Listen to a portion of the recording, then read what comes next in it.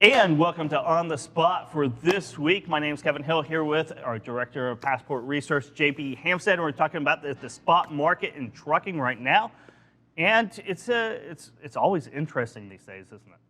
Yeah, it is. We're seeing, a continued divergence between tender rejections, which are now down to below 21%, 20.85% for the national average. So carriers still rejecting about 1 out of every 5 loads. 1 out of every 5 loads. If we can throw that chart up here, we can see where the tender rejections are going down, but what's happening with truck, or especially truck stop spot rates? Yeah. They aren't declining, are they? That's right. They're really tied with all-time highs right now. So this is the green line you see on your screen is truckstop.com dry van, spot rates for truckload. National average, we're at $3.33 a mile, which is an extraordinarily high rate, as my freight brokers, my carriers know, and my shippers, for that matter. And normally, we've seen a pretty tight relationship between tender rejections and spot rates.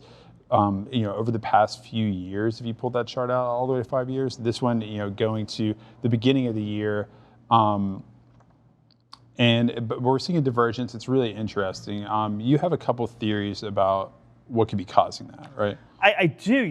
Zach Zucker and I were talking about it today and yesterday as well. Some of those theories is that there's a mix shift in volume. So volumes are level, tender rejections are going down, spot rates are staying level too. So what could be happening? And one of those things is that the mix shift of length of haul for freight is climbing up toward the short side.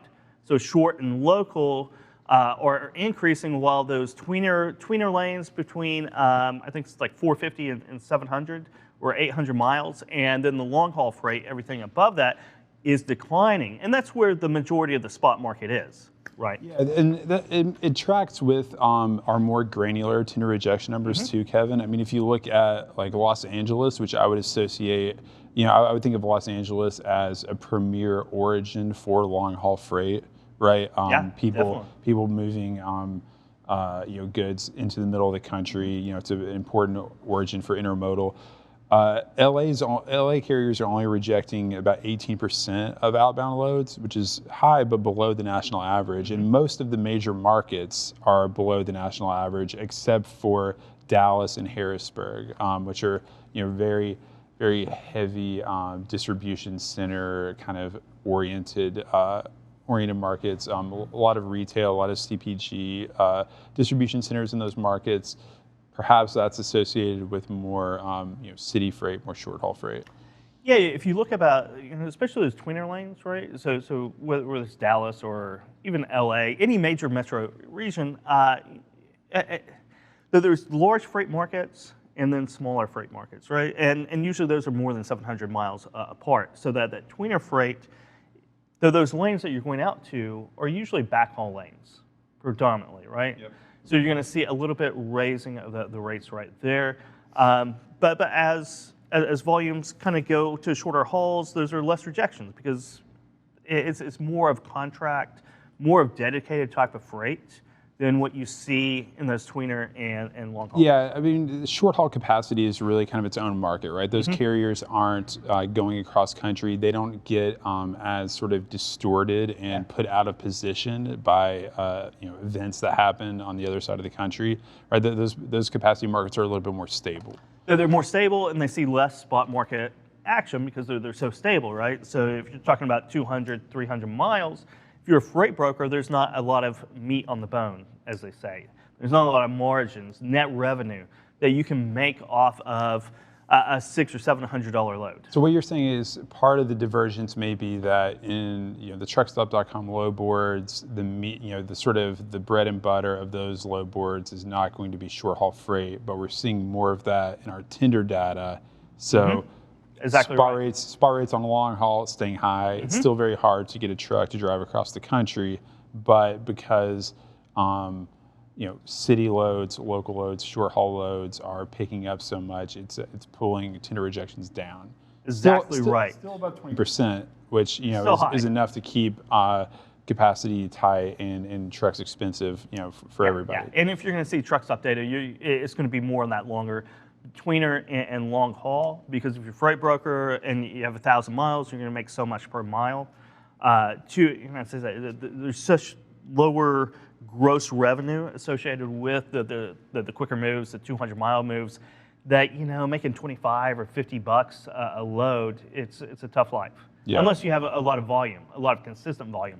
So that's the reason why most freight brokers I used to love the 1,500 mile, 2,000 mile. It takes 3 or 4 days to get across the country. You make a nice margin, and that carrier, their truck is on the road. How many check calls on those loads? Oh, so many. Like 2 a day, 3 a day sometimes. Right. When things go bad, they go really bad. They go really bad. Why don't we just in the time we have left, talk about Echo for a second. They reported Echo Global Logistics, Chicago-based freight brokerage, reported earnings last week. We talked about CH. Echo was next. Didn't get a chance to talk about them. Really impressive numbers. Obviously, second quarter numbers comped against second quarter 2020 is going to be probably the most lopsided results. If you do that, every public transportation company is going to blow out results, right? Yeah, but Echo blew them out. They did more than CH, right? So if we remember from last week, CH grew revenue by 52% year over year. Echo grew revenue by 81.6%. CH was about at a 12.2% gross margin. In NAS, North American Service Truckload Transportation, or North American Service Transportation. Echo was at a 14.6 gross margin, which is, in my view, much healthier. They've always been, I think, just really savvy buyers. I know Robinson is as well. I tend to think that Robinson has a little bit more leverage on the shipper side. Echo seems to just buy smarter in the market. I've noticed that. Their margin performance typically is better than the market. The only other the only other big stat really is just that it was a huge beat for Wall Street, right? So Wall Street consensus estimates were 54 cents per share. Echo reports 84 cents, non-GAAP adjusted, but still 30 cents beat. 30 cents beat, which is amazing. It's good. Transportation across the board is doing really well. Managed transportation really nicely. They're still adding that. That's becoming a multi-$100 million business for them. Which it's interesting because we tend to think of that as a little bit more stable than transactional revenue. In the pandemic, it wasn't quite as stable. I remember one earnings call where Doug Wagner said, hey, these are smaller shippers where we're handling 100% of their freight. And some of these guys, really got crushed by the pandemic. But it seems like a lot of it's coming back. Yeah, I think that's, we were talking about LTL about a year ago and how that got crushed. And now LTL is crushing it, quite dramatically as well. So you see that volatility. Right, you see the volatility when things are really bad, then those small and medium-sized shippers are going to get hurt really bad. But when things are fantastic, they're going to shoot to the moon. And we'll be tracking this more and more as the weeks go on here on the spot here on FreightWaves Now.